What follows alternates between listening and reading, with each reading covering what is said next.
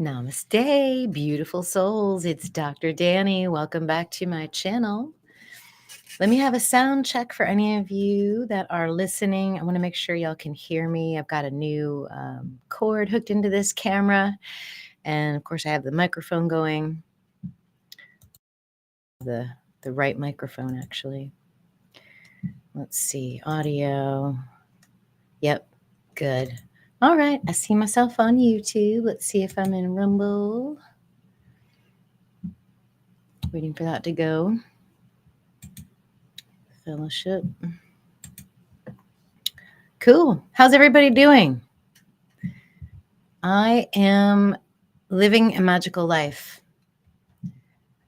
Okay, good. I'm on Facebook too. Okay, I'm going to put that screen down and I'm going to look at you beautiful souls. Hello, hello. I'm so excited to be live again. The last time we talked, you guys, it was Tuesday of last week and we went over chaos magic. And remember how I had to I had that urge to just get it out as quickly as possible. And I worked on it and I feverishly got it to you. And it was actually coherent and an interesting conversation. It was in preparation for this full moon. This is coming on Thursday, October 17th. So yeah. Hey, Lori, look up astrology. Happy Monday. Beautiful day. Yeah, we're having a beautiful day here too. The skies are clear. I woke up this morning and got to deliver twins at work. That was pretty cool. 2 little baby girls. They were early. They were in a hurry to get here, so it was fun. Yeah, and then I recorded a Jeep chat on my way home instead of on the way to work, so you guys get to see me after my shift. So it should be pretty interesting. And then when I got home, I recorded the fire breath exercise for the upcoming Mars class, and I posted it to the Mars modules. So if you guys have already jumped in on the Mars class, go to your modules. The fire breathwork exercises in there. It was intense. I actually had to snooze for a few minutes after I did it, but it's going to be good. So, all right, yeah, Moon's Day. Did you know that every hour also has a planet that goes with it? Yep. So I think the way they do it is, so let's say today's Moon's Day, then the first hour of the day is the moon's hour. And then I have a chart somewhere, but then the second hour after sunrise is another planet. And I think it goes out to Saturn after that, but I'm not sure. So that's pretty cool. That's how you can tell time. So cool. All right, guys. Well, so in spirit of what we always do when we go through some astrology, I always tend to find a little lesson from spirit for all of us in there. And I think the lesson came out last week with being a magician, with sort of dealing with the chaos. And when we go through the astrology, you guys will definitely get what I'm saying. I'm going to show it to you. But I also need to sort of finish the conversation because we're getting ready to move into a part of the sky that is very special, where the sun is aligning with the Star Spica or Spica in Virgo is a very special star. It's about reaping, it's about harvesting, and it's usually confers blessings. But in the same light, it's also sort of a reaping what we sow kind of a star. So if you're doing good, if you're sowing, beautiful things, then you tend to reap beautiful things. But at the same time, there is a lot of sowing of not so beautiful things. So we're going to look at that part of the sky from Virgo to the galactic center. And I want to go forward and backward with it in terms of soul evolution, because as many of you know, we live in a mirror type of realm. It is a inversion, a reflection, a mirror of itself. And the astrology that came with the Bible has us looking in one direction. And so with the natural sky, we're going to look the other direction and see what that feels like. I'm just going to run that by you after we look at the sun and the moon. And then we are going to talk about the greater shape that the moon and sun are making with Pluto and Mars. So there's like this mystic square with Pluto and Mars on one end of it, and then Sun and Spica and Moon and Chiron in Pisces. So it's going to be very intense. We're going to go through it all, and then let's see. I wanted to kind of bring everything from the last talk that we did, and then what we're talking about with this part of the sky together, give you the rest of the astrology and give you an inspirational message so that we can end the trance, right? So that we can transcend all this chaotic energy, all of these ruthless tactics that are coming for us. So I hope you guys are ready for that. Let's see. All right, you guys look happy in the chat. So yeah, after I did the Mars breath work, I had to zonk out for a little bit, and then I had a wonderful dinner. Thank you to my husband, and then I made it here just in time.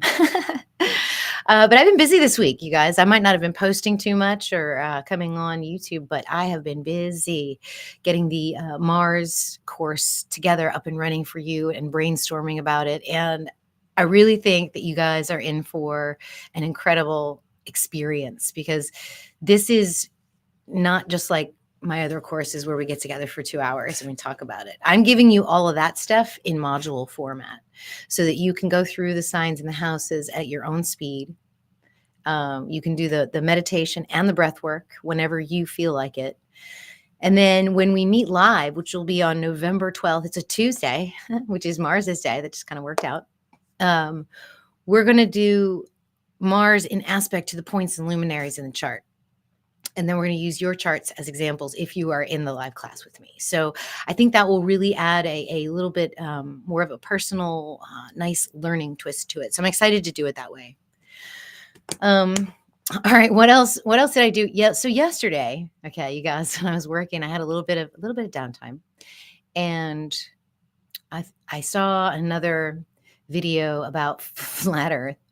I said, okay, this is really bubbling up everywhere. I need to look into it. I need to check it out. And so I did. And I went to, I don't know if you guys know who Flat Earth Dave is, but I went to his website and I did his crash course, or just a few videos about the flat Earth. And I'm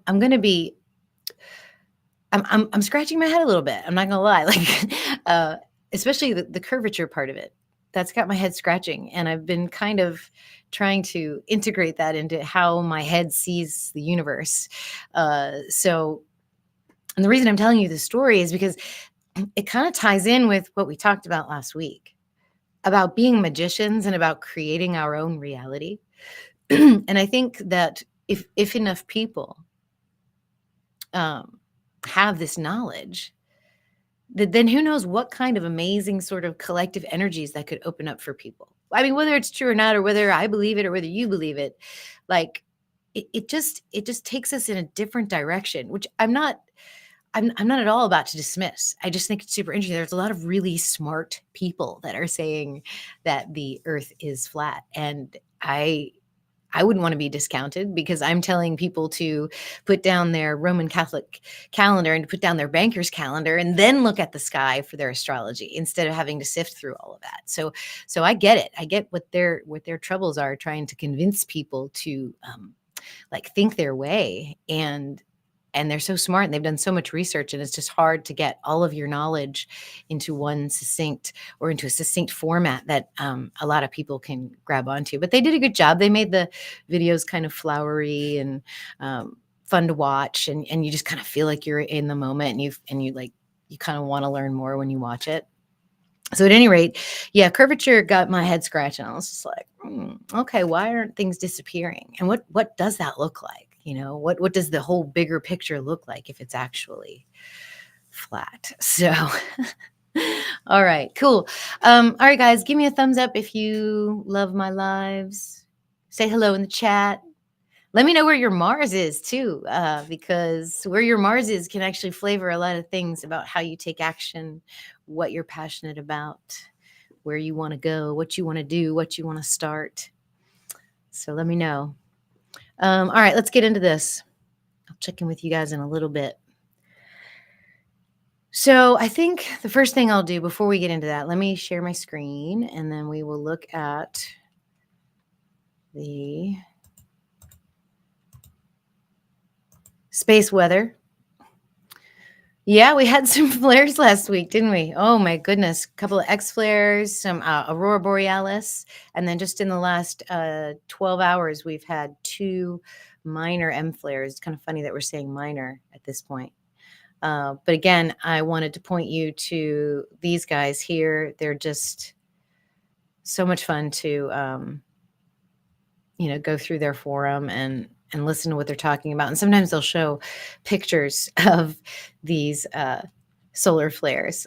There was one earlier I was geeking out on, but it looks like it's gone from the top thread. It's about this particular one, the one that spewed out these M flares. They actually have movies of it where you can see the plasma bubbling outward. It just looks crazy. It's so crazy. So, all right, cool. So that was that. This is the Mars class, you guys. I know I keep bringing it up, but this is going to be so good. So there it is. If you want to just, if you don't want to commit to anything, but you want to like hear the first couple of slides, I made a little introductory video for you guys today. So you can just check that out. You can start interpreting your Mars like right away. You can go into this Mars resource document and look up, like I'm Mars and Leo, 4th house. So you could look that up right away with an opposition to this or that or whatever. It's all in there. And then, of course, we'll have more video modules to come. And then this is the Sleeping Warrior live call that we're doing. And then here's the meditation and the fire breath. So that's all I'll say about that. The links are below. I'm just excited because I just kind of birthed that the last couple of days and I wanted you guys to get in on that. Let's look at the sky. Here we go. So this is today. The moon is actually conjunct Saturn. So what I want to do is, this is stellarium-web.org. You can put in the constellations so you can see where the planets are. The moon is, and Saturn are in Aquarius, and the moon will be moving into Pisces. You can also put the constellational art so you can get sort of the flavor of the, so instead of it looking like, a dancing lady, now you can see the theme of Aquarius, which is a little bit better. I always like to take out the atmosphere because then you can see the planets a little bit better. And let's move over to the day of the moon, of the full moon right here. And it's going to be 8 o'clock in the morning for me. So I'm going to put that there. And then what we should do actually is take away the landscape just so we can see the moon in Pisces. So there it is. All right. So there's your moon in Pisces. We're going to get back to that person, to that character over there. Let's get to the sun in Virgo. Isn't this fun? Yes, you can manipulate the sky. All right. So here we have the sun conjunct Star Spica. And this part of the sky, you see the sun's still in Virgo. We're not going to move into Libra right here until November 4th or 5th. So we still have a lot of Virgo season. But this star, the Star Spica, is where the harvest began, okay? The harvest is important because as we move into the Libra energy, that's sort of balancing the scales, balancing your karma, letting go of things, forgiveness, kind of harmonizing things. And then you go into Scorpio, which is healing, regeneration, death, and rebirth through the energy of Ophiuchus as well. And then once we pass the galactic center, which is right here, this will be on December 21st, which is the solstice. That's the end of the burn path. And that's when we tend to feel like inspired because the days are going to get longer again, at least for the northern hemisphere. And then, spring is on the way a few short months later. So this is the burned path. And the reason that I'm bringing this up is because this is a key part of what we call the hero's journey. So I want you to just imagine the ancients. They're watching the sky. They're watching the sun move through Star Spica, right? And then moving through Libra, the season of judgment and purging. This is actually the way that the planets move through these guys in what we call a clockwise fashion. is reincarnation in reverse. Okay, so let me explain. So when the planets move through the constellations in their procession, you get sort of a going against the flow kind of energy. Whereas if you mark the same spot each year, year after year, what you're going to notice is that the constellations drift to the right a little bit. Or actually, no, the constellations drift to the left a little bit. So, for example, the winter solstice on 12/21 will be right here at the galactic center. 72 years ago, it was 1 degree farther away from it in Sagittarius. So 72 years before that, it was 1 degree before that.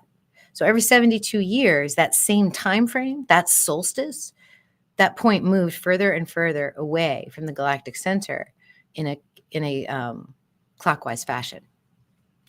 So I said, well, what if we go ahead and we look at the hero's journey in a clockwise fashion, and we use the galactic center as the entry point and the exit point of this life sim, of this hero's journey, of this particular level of the video game, if you will. So what do you guys think about that so far? Let's see who's here. All right. Fellow traveler says, hola. Twilight Mist has Mars in Virgo. Oh, yep, that's in the class. That's on the document. Lady Rocks. Hi, Dr. Danny. Hi. Hello, Brian. Thank you for coming. So nice to see you all. All right, yeah, so we're going to do, so the clockwise hero's journey is what we're doing in tropical. This is the biblical calendar. This is the Roman Catholic calendar, okay?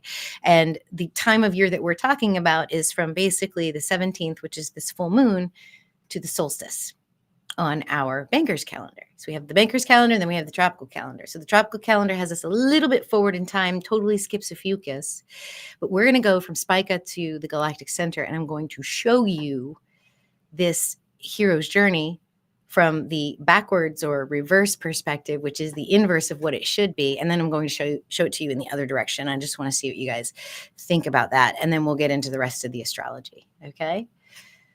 Well, and says, howdy, Wendy Ellen Farrow here. Hello, hello. Jen Green. Hello, Mars. First in Libra. Yep. Good, good. All right. Yeah, my Mars is in Leo in the 4th house. So yeah, when I thought I was a Leo sun, it was a little bit of a different, it didn't feel like Leo sun. And then when I went to constellational with my Mars being in Leo, just made so much more sense. The way that I function, the way that I work. So, all right, cool. Let me, I have a PowerPoint for you guys. Kind of threw it together. So forgive me if it's kind of all over the place.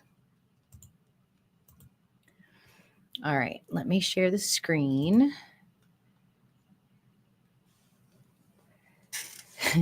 Common ground. Oh, I like the way you did your handle. I texted my man about 10 minutes ago that I feel like a time traveler, and I'm not lying. No, it's weird here. Time is strange. The energies are strange. I mean, I'm researching flat Earth. I don't even know what's going on. Like, honestly, the world that I thought I was born into is, it feels like I'm kind of walking on platforms that are disappearing as soon as I step on them and step away from them. It's like, oh, okay. What I thought was real is gone. All right, let me share my screen. All right. So let's get that PowerPoint. Here we go. So this slide is just to remind us of this path. So basically it's from the sun right at Spica to the galactic center, which is the end of Ophiuchus and Scorpio energy. And the reason that I was able to discern this path that goes in the other direction is because of the research that I've done into Ophiuchus, the galactic center, the winter solstice. And there's a really amazing and pertinent quote from the book Mayan Cosmogenesis, written by John Jenkins. And this is the case for a cosmological shift. So basically around the year 2012, a large chapter, and he wrote this book before 2012, by the way, will be coming to an end. All the values and assumptions of the previous world age will expire, and a new phase of human growth will commence. Okay, so No shit. Are we not there? Like, are we, like, this book was written, I don't know, 20 years ago. So like, okay, he was already sensing that around the year 2012, and I think it's been gradual. I think it's been accelerating. But if we all sort of look back into our own lives, I think we can all agree that 2012 was an interesting year. So when we look at classical astrology, when we look at the classic storyline, the classic plot line, there is a hero's journey. And for astrology, it starts in the constellation of Aries, which in the age of Aries was when the spring equinox was, which is why March 21st begins the Roman Catholic season of Aries, and ends in Pisces. So we go from Aries to Pisces in a counterclockwise fashion, following basically the story of the hero. So this procession of archetypes has been programmed into our collective subconscious and reinforced through the prolific use of this tropical astrology, as well as the stories that we watch. So classical contemporary fiction and nonfiction authors use the hero's journey arc to tell relatable stories and teach time-honored wisdom. So our subconscious mind absorbs this because it's in our DNA, right? Like we're like a sponge. So when we get told these stories and we're just sort of in that trance, right? The trance, we're in that trance listening to the story. We're going to end the trance today. We're going to transcend today, okay? So we're in that trance, soaking up the underlying archetypes of an eons old plot. We watch, we relate, and then we mimic, okay? Don't we bring those dramas from the big screen home with us? We sure do. Don't we bring whatever we're seeing on, cable news home with us? Absolutely. So whether you follow astrology or not, your life and the decisions you make are woven into this playbook of life. So this is the typical like hero's journey. There's like a call to adventure. There's a supernatural aid. I mean, Hollywood writers have used this arc forever. Like if you watch any of the Marvel shows or any of the superhero shows, this is the energy that we go through. So we go from the known to the unknown with challenges and temptations. There's always a mentor, there's always a team. Like even if you look at the Wizard of Oz, there's this same hero's arc. There's like a death and rebirth energy with a revelation and a transformation. And then there's an atonement and there's a gift. And by the time the hero comes back to his original spot, he's got a whole new perspective and everything looks different. And he's called to the next adventure. Okay. So the way that this plays out in tropical astrology is we start at Aries. And if you guys can see this, I put Aries at the top of this wheel to match this hero's journey, right? The ordinary world, the call of adventure, the refusal of the call, meeting of the mentor, crossing the threshold, tests, allies, enemies, the approach, the ordeal, the reward, the road back, the resurrection, the return with the elixir, and back to the ordinary world. So that's basically what we're doing here, except this one goes in a clockwise fashion, and our tropical goes in a counterclockwise fashion, in reverse, mirroring this journey. Okay. I hope you guys get me so far, because this is the classic tropical astrology hero's journey. Here we go. If you can see that. And most of you are probably familiar with this in some form or fashion. And so it would have you starting in Aries, going counterclockwise, where Aries is normal consciousness. This is the place of birth and the starting point for the rest of the journey. Taurus is the call to action. This is where your values are tested here. Gemini is the refusal before the acceptance. Then the thinking mind has to integrate it and make a plan. Cancer is where we find the mentor. A new family or tribe emerges. Leo is where we cross the threshold into fame and bravery. And now we're into the part of the sky that I want to talk about, okay? This burned path through Virgo and Scorpio. And you notice Ophiuchus is not on here. So Virgo is the realm of tests, allies, and enemies. Mistakes are made and improvement follows. Development of a skill, okay? Remember, this is very much that Mercury Virgo energy, right? So just keep Mercury Virgo in your mind when you think about this. And when we talk about how it looks in reverse in the mirror, in the reflection, how much more potent and relevant it actually is. So then we have Libra, and this is the approach to the larger battle. It's the last chance to be prepared before the final transformation. So this is what our sun is starting to go through, right? We're developing a skill. Once we get into Libra on the 5th of November, this is the approach to the larger battle. This is the last chance to be prepared before the final transformation. And then we're pushed into Scorpio. And this is the ordeal phase of the hero. The hero faces his or her ultimate challenge. Okay? So this is like Thanksgiving to right before Christmas. This is all the way to the point of the galactic center. Okay? And then Sagittarius grants the reward, and that starts on December 22nd. So then you can go through the rest of this. You can kind of pause and read that if you want to, and just kind of finish this typical hero's journey. Isn't it just so perfectly matched to the story that we're just told subconsciously over and over and over? It's amazing. It's almost like you're like, yeah, well, okay, so what's the big deal? What is the big deal? Why do we care? Because remember, this realm is a mirror. It's a reverse. It's a flip. It's a inversion of the true reality, right? So what if we did a little bit of a different journey? What if we said, okay, let's not worry about the spring equinox. Let's go to the galactic center, where we kind of feel intuitively where source comes from. Okay, it's where souls go, where they come from. It's where we get downloads. It's really cosmic energy. It has to do with the energy coming from the galactic center. The ancients knew about it, and we know about it. So what if we started our journey here and we went clockwise? Okay. Do you see how this path is now in reverse? And it includes Ophiuchus.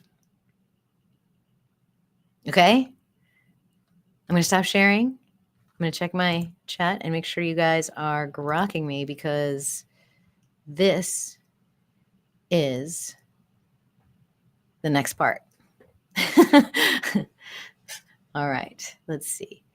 Common ground gets me 100% awesome. Brian Hardy asks, how fast do we need to go? 88 miles an hour. Oh, for time travel, yeah. Where we're going, we don't need roads, Brian. Angela, hi from Colorado Springs. Cool. All right, you guys are getting it. Awesome. Wonderful. Because I'm going to show you the actual path, the actual soul's journey, and what we should just sort of flow through rather than lean into and resist. Using everything that we learned last week about chaos magic. Okay, here we go. So let me share. Entire screen. Share. All right. Uh-oh, I can't get to my... Oh, no. Oh, these computers. There we go. Okay, so we got that. Now we're going to start here. We're going to start at the galactic center, where you see the GC right here. This is when the soul comes into this realm, into this sim, into this level of the game. And we're going clockwise this time. So before you begin this journey, before you even dive in through Ophiuchus, through the galactic center, imagine that you are an immortal soul in complete oneness with the Creator. You and your Creator self wish to embody and experience your co-creation as a third dimensional human. A thought process happens. Ether is created, a thought form, and then you descend. You descend through the galactic center. This is the final, this is where we end, and Scorpio is where we start. So Scorpio begins your clockwise journey through the zodiac. So this first step individuates your unembodied soul. This is the first death. You still have all of your memories. You know where you've come from. You know where you want to go, and you know how you want to accomplish it. So think of yourself as perhaps an indigo or a star seed. And you're like, I'm coming down. But you've got to go through those denser layers to get down here, even as an unembodied spirit. So the amount of time that your soul spends here isn't linear, right? This is the shadow time that we're talking about. It depends on a number of factors to include when you want to be born, which parents you want to be born to, the circumstances that you desire to experience. You know, someone asked me once, when you deliver a baby, do you clear their karma? And something in my gut just went, oh, no, absolutely not. Because that soul prepared, that soul spent time thinking about that exact moment for them to experience that karma, to go against the grain, to go clockwise in this to go counterclockwise in this hero's journey. 100 years here can feel like moments among souls waiting for the ultimate embodiment into a physical human form. So any planet here will imbue your embodied soul with gifts and lessons from the realm of the Creator. So here you learn the secrets and the skills for spiritual living and healing. Then your soul moves into the stars of Libra. And this is the second step that allows you to take into account your previous incarnations. Is there any unresolved karma here that your soul needs to clear? What experiences would you like to have? So you're in the realm between two worlds. Here's where your soul decides your astrology, meaning when and where and by whom you'll be brought forth into physicality. You might even visit your new mother and father in spirit form while you're here. Any planet in Libra will give you a clue as to what karmic issues you need to learn and to resolve during your incarnation. Here, you can map the template of your life with the goal of balancing any unresolved karma and learning valuable soul lessons. And then Virgo's next. Because what have we been talking about the last couple of months? We've been talking about Virgo as the birthing mother sky goddess, the thousands of galaxies, the one who knows the code of the universe, who knows the shadow time and the Planck scale, and can get thought forms and ether oscillating into the form of matter. And this step would correlate with your gestation as a human fetus. So Virgo, using the structures, the coding of the physical universe, converts energy to matter. These blueprints are very detailed and complicated, but they're unique to you. Your soul may still have the freedom to come and go into the astral plane to communicate with future family members and others you will meet along your path. Should your mission to physically expire during your gestation, either by miscarriage or termination, then you can re-enter the energy of Scorpio and repeat or transition back to the oneness of spirit.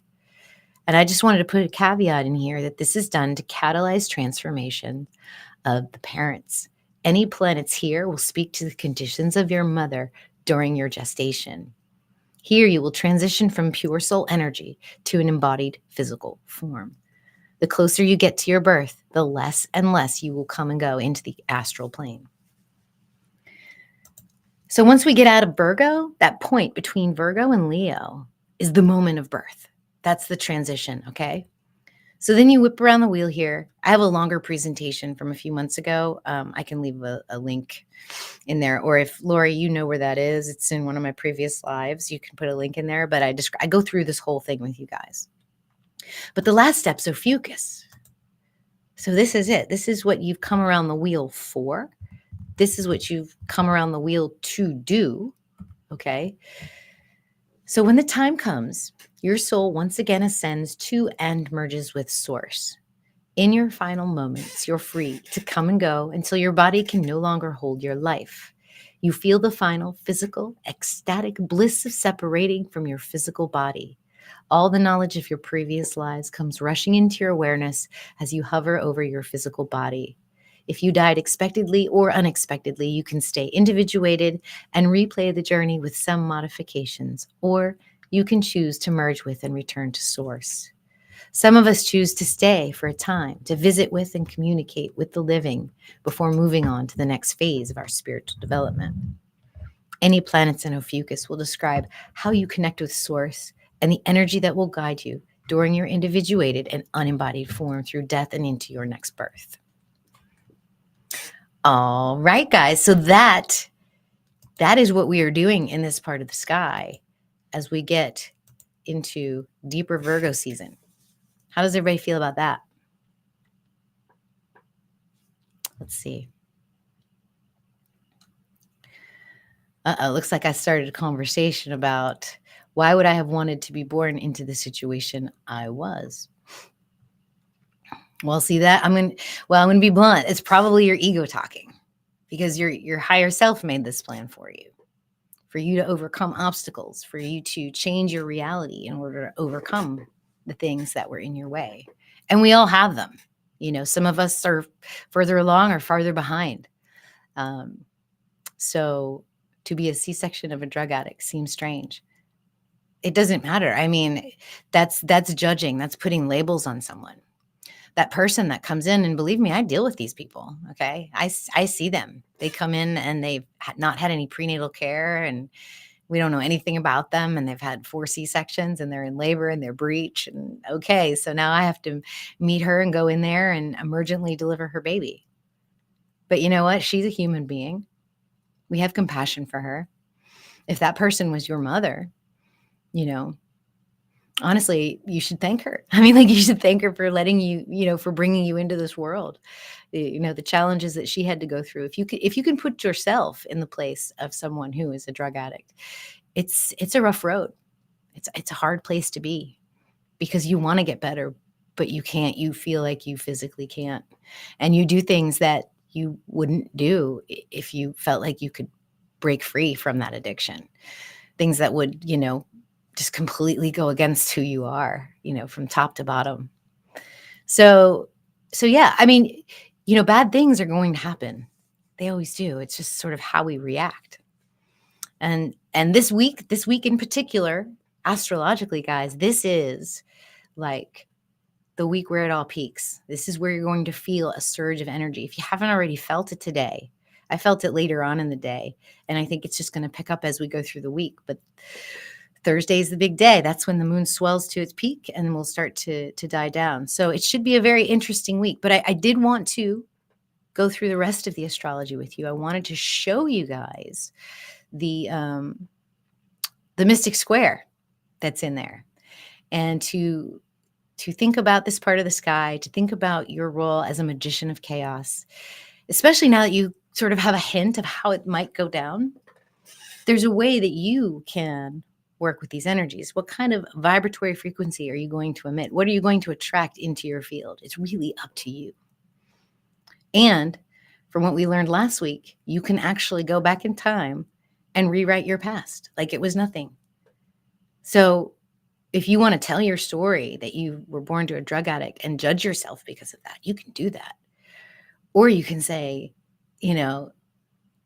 a different story. You can tell yourself a totally different story if you want to. No one's going to check you except you. So if it's your past that's bringing you down, now is the time to let that go. Let that be your intention during this full moon. All right, I'm going to get into this. Let me share.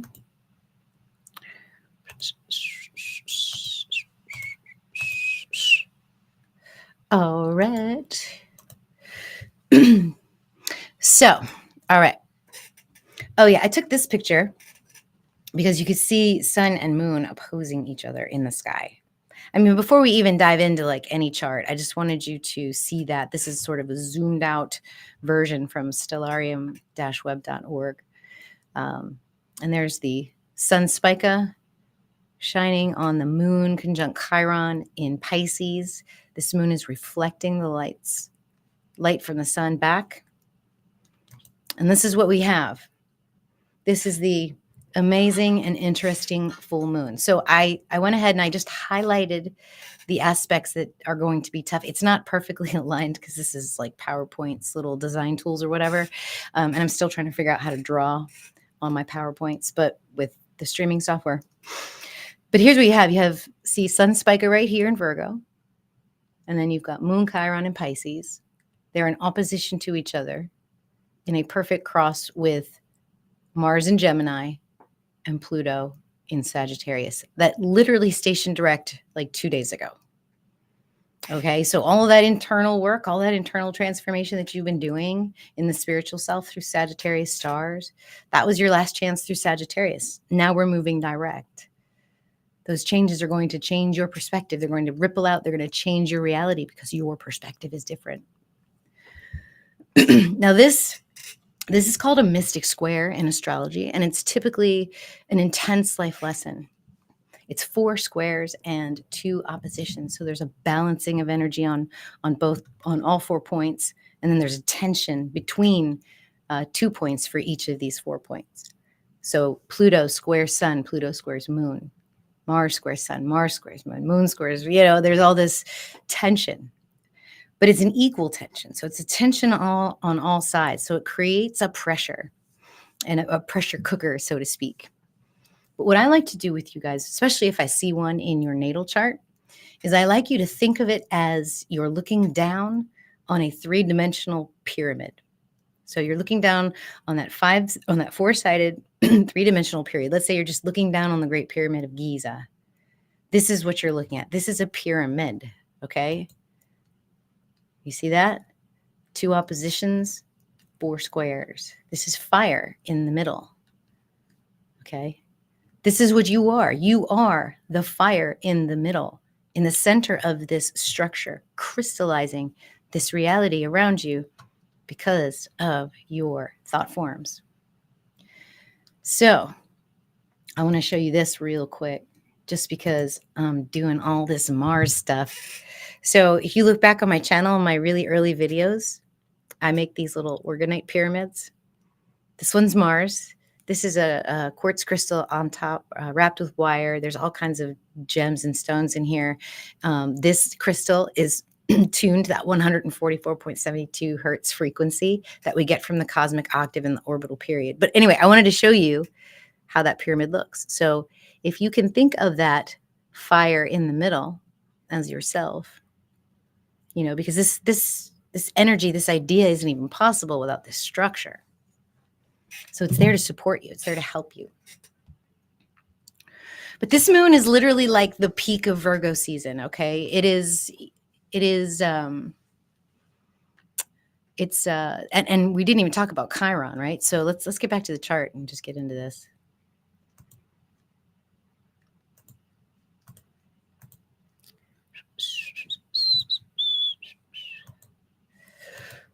I think I'm actually yeah. All right. So Moon and Chiron together. This is like so Chiron attains enlightenment by integrating the subconscious wounds. Okay. Moon there in Pisces. This is an emotional, intuitive moon. This is like things sort of bubbling up, being allowed to come up, allowing the wounds to bubble up to the surface so that Pluto can help unearth them and to affect your spiritual beliefs. Okay. Then you've got Moon square to Mars. So this is emotional action. This is a reaction. Okay, right? Aren't most of our reactions an emotional action? Yes. So there's an uncovering of these deep subconscious wounds, and then there's a reaction to them. Okay. And then you have this Sun and Spica energy reaping what we sow. Okay. So we're reaping what we sow. We've got hidden information, hidden emotions coming to the surface. We're reacting to them. This is this square. This is this tension. Okay. So this is a spiritual and mental energy because you've got, Moon in Pisces, which is very spiritual. Virgo is very mental. So spiritual, mental conflict. Mars and Pluto opposing each other. This is like intense passions. This can also be hidden desires. Gemini to Sagittarius is sort of the truth, wisdom axis. So we're hungering for wisdom. We're taking action on truth. We just have to make sure that it's not too emotional, that it's for the healing. This is like this whole square together. I mean, you've got the raw emotions, you've got the deep, dark energy of Pluto, you've got the fire of Mars. This is like, this activates powerful, primal type energies, like the fight or flight or fornicate type energy. There's going to be aggressive and dominating urges, competition, extreme competition, ruthless tactics. We as a collective need to be, especially those of us that are vulnerable or just coming online right now, of like predators. This is ripe energy for sexual abuse and physical violence. And then finally, this is also a purging energy. For some reason, when Mars and Pluto are opposing each other, it's an intense purge. It's a surgical purge. It's like it has to happen, and you will be sat down. So start thinking now, like, what can I get rid of? What can I let go of? Because if there was any full moon to start let going of things, it's this. And the emotions are going to be the catalyst for healing, for destroying, for purging, for activating. And then when the sun squares on all of this, then there's going to be a struggle for power and influence as well. So this might be on the other side of things for us. So we're going to have some intense experiences that may be triggered, triggering those deep buried psychological issues, fears of death, fear of losing control, fear of being abused and tortured and persecuted. These are deep because humanity is so incredibly traumatized right now. And for some reason, this moon is about sort of being cast in the pyramid, that fire in the middle, going through that calcification, like not the purification and the calcination, otherwise purification through fire, the fire within, right? Now, how this manifests externally, this would probably depend on what houses these are in for you. So for me, Sag is 8th house. So it's like 8th and 2nd house with Mars and Pluto. And then my Virgo Pisces is 11th and 5th house. So 11th, 5th, 2nd and 8th house. So this is how I use resources and how I relate myself into the collective. So this is just very tough. There's a lot of like a lot of things that can go wrong that this energy is absolutely ripe for. And at the same time, this is the chaos that I was talking about that might be coming up. This is a significant chance for us to collectively transform, to not take it anymore, to sort of maybe have that emotional reaction so that we don't subject ourselves to whatever it is we think we're being subjected to. Because I'm going to tell you guys, like literally, I when I go into these like conspiracy theories and all this stuff, I look at them with a maybe they're not conspiracy theories, but at the same time, every single one of them comes with the same background story, that we have controllers, right? That we have some evil force controlling us. And I disagree. I don't believe that there's someone controlling me. I just don't. I feel like everything that has been unplayed or allowed to unfold through my life has been unfolded by me.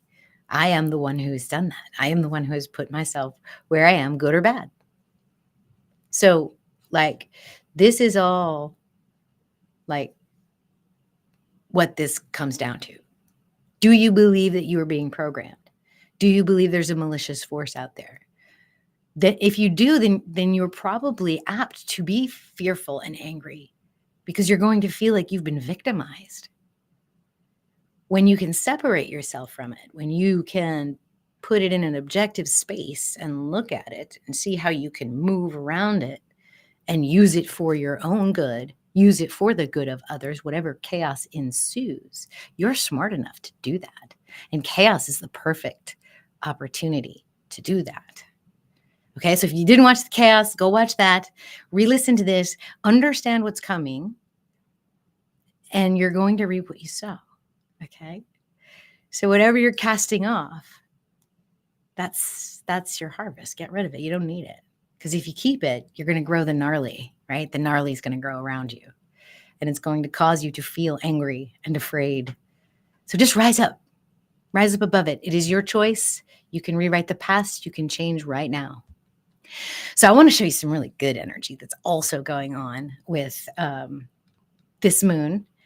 That way, you guys can make a choice about which way you want to go. You want to go clockwise? You want to go counterclockwise?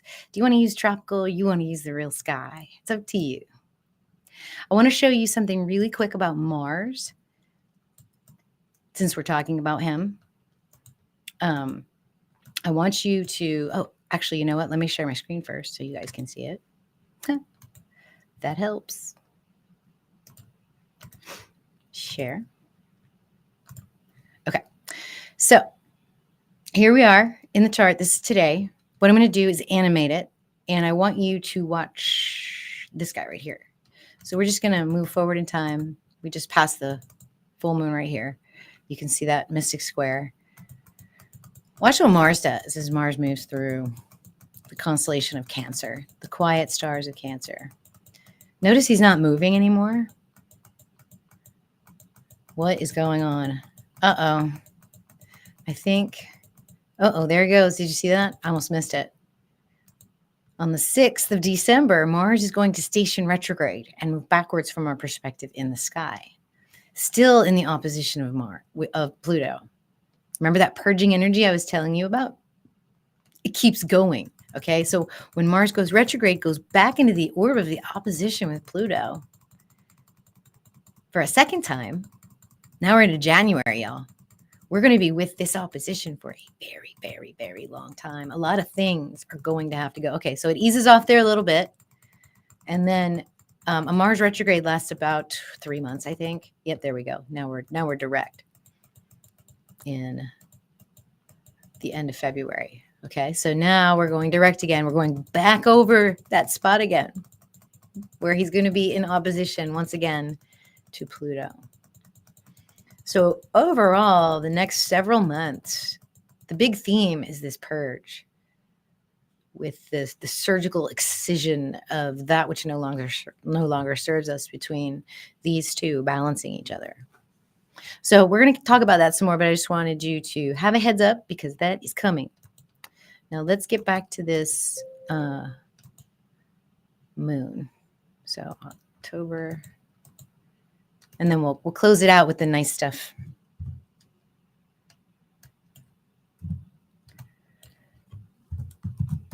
Okay. Oh my gosh. There we go. All right. So let's talk about Jupiter. Because, of course, we have this mystic square here. But Mars is making a trine to Neptune. Jupiter is trining onto the Sun and Spica, and Jupiter is sextiling back to the Moon and Chiron. So let's talk about Jupiter real quick. So remember, everything that Jupiter touches, he expands, okay? So this is that reaping and sowing, the emotional trigger of wounds. Jupiter could potentially expand both, although you might have to lean into the hurt here a little bit if you wanted to expand that arena. If you wanted to expand the emotional reactions, you're going to have to kind of work hard at it. But the reaping of the sowing, that's going to expand. So add like a 10 times. Whatever it is that you're reaping, 10 times that you're going to sow it with a trine to Jupiter. So that makes this sun during this full moon that much more intense. So for me, for example, I am in a Jupiter square Jupiter, and it's doing the second pass over my south node in retrograde. So I could potentially overexpand or overextend myself. And so I'm probably, for this particular day, y'all, because Jupiter, square Jupiter that I have in my natal chart can be an excess of things. And so I will probably really watch what I intake. I'll probably seriously monitor that, maybe even fast on Thursday. So we have to expand our healing by emotionally leaning into it here, I think. Then we have Uranus retrograde and Sun in a quincunx or an in conjunct. This is like a unrecognized talent. This is a yearning for something exciting or new, positive change, exciting opportunities. There might be a pressure also to make changes. like from a superior type of figure. So there might be a government agency or some kind of unexpected event that causes us to make changes. It can also be mind expanding, right? So our imagination can expand. There can be a higher awareness. So maybe we can use Uranus energy, because we did a class on that last week about anticipating change and imagining a better future. There could be some instability, irritability, a crisis of indecision.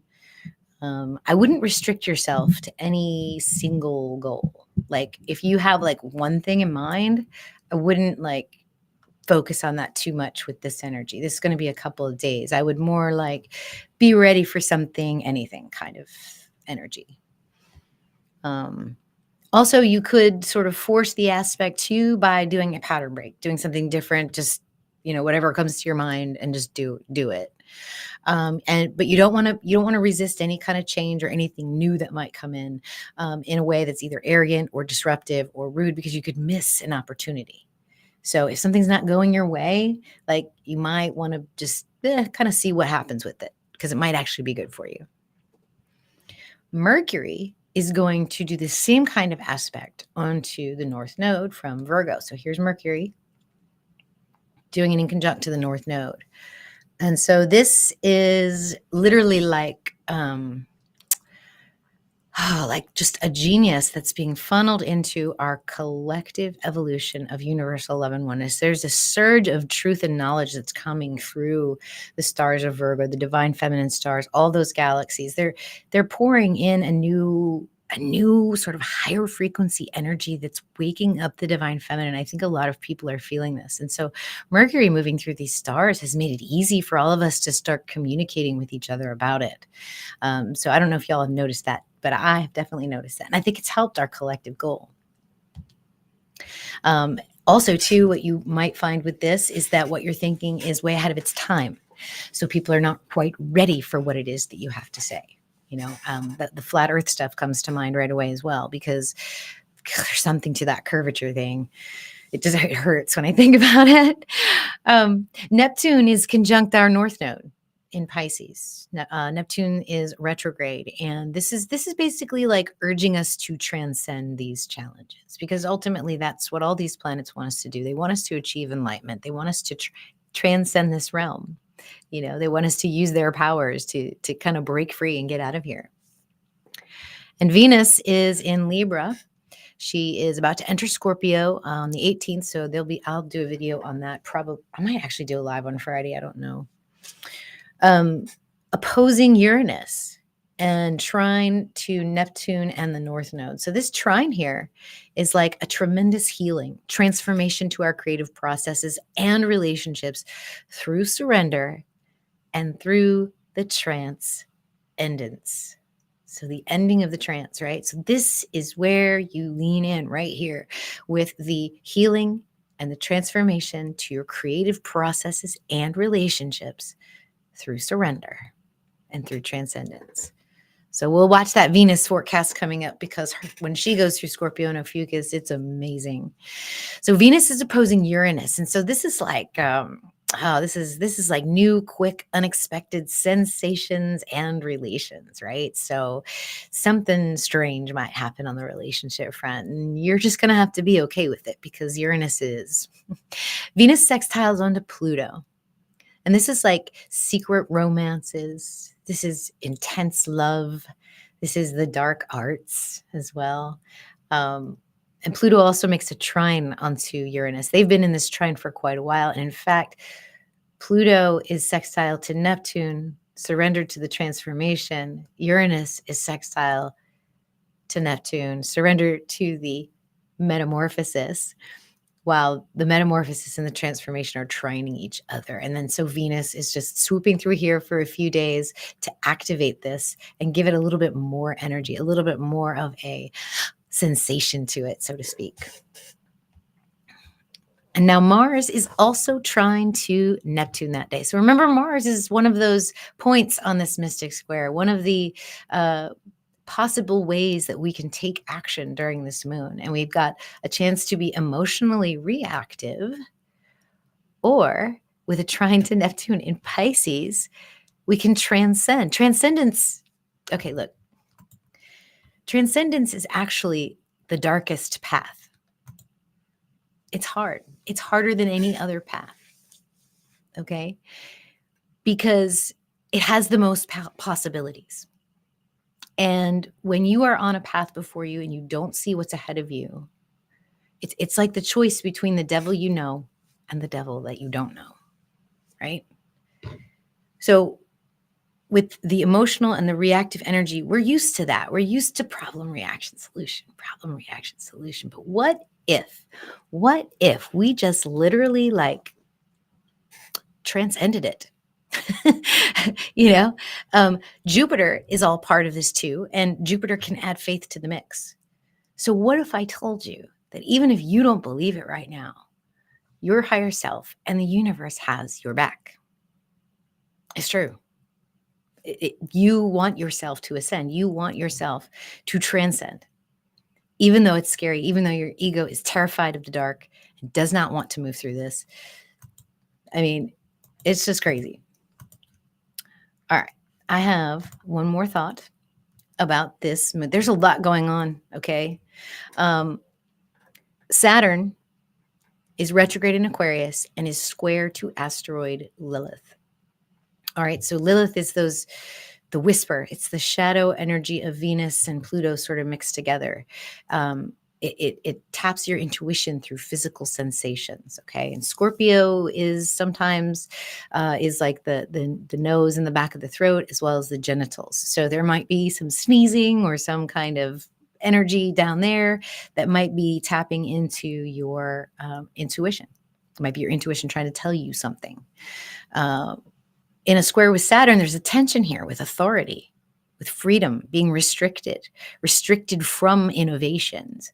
We all kind of get the sense that we're not all the good stuff's being shared with us. Free energy is not being shared. And, working with gravity hasn't been shared to the level that it should be. All these things that are being hidden away. How do we find out information about them? Well, we do our research and we talk to each other. And with that dark, suppressed feminine energy, it might feel like something isn't right? I mean, and it isn't. It isn't. There's something isn't quite right. But I don't know if I blame anybody. I don't know if I believe in a boogeyman out there. I don't know. Do you guys believe in a boogeyman? I don't know. There's a lot of people that have to kind of collude against you, and most people are kind of wrapped up in their own ego anyway, that they're probably not plotting against me personally.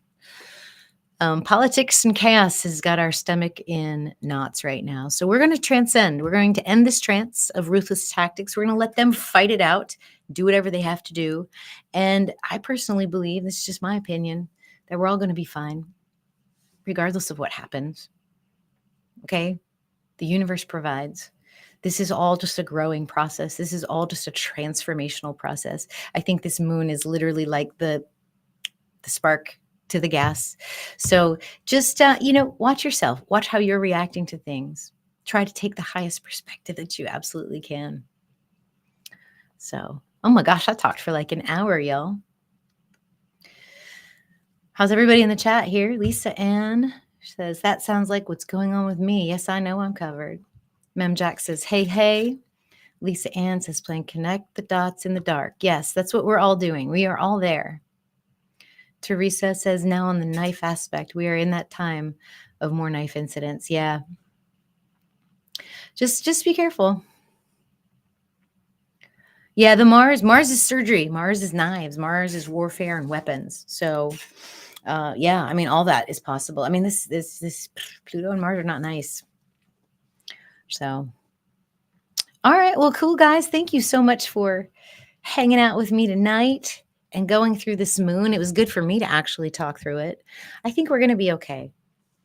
I think it's going to be, tough to watch it, tough to think about it, tough to be in it. But ultimately, when we get through it, we're going to be smarter and wiser and healthier and more connected. So we'll just keep doing us, okay? If you guys are okay with that. All right, all my links are in my description, you guys. So if you want to work with me, you want a reading, you want to join in on the classes, I hope you guys come to Mars. It's going to be so much fun. That breathwork exercise is fire. You're just going to love it. Yeah, and then I think, oh yeah, I forgot to tell you on the beginning. Wednesday, I think it's still on. I'm going to be on Babylonian astrology with Abby and Nikki. So I'll be over there. Once I have links and details, I'll send it to you guys, or I'll send it to you after the fact. I'm going to talk about Mercury and Venus cycles. So I hope those of you that are, that follow me, watch that, because that'll be some teachings. That'll be cool. It rains. So neat to catch you live. Thanks for all the information and guidance. Of course, that's what I'm here for. I've lived a little bit of a life, so I figure I can share it, and I live a blessed life, and I think that you guys can too. So wasn't always blessed, but it is now. So, all right, my loves, I will probably go live on Friday to do the Venus transits, because it's just easier to go live and to chat it out with you guys. So I'll be working on that. I will be recording the Mars modules this week, doing a couple readings tomorrow. I might go to the beach this week because I don't have to work till Saturday. So we'll see what happens. The weather's good. All right, y'all. Fellow traveler, good, doing good. JB says, know that you are safe and protected. Thanks, Danny. Yeah, for sure. All right, y'all. Take care. Have a good night.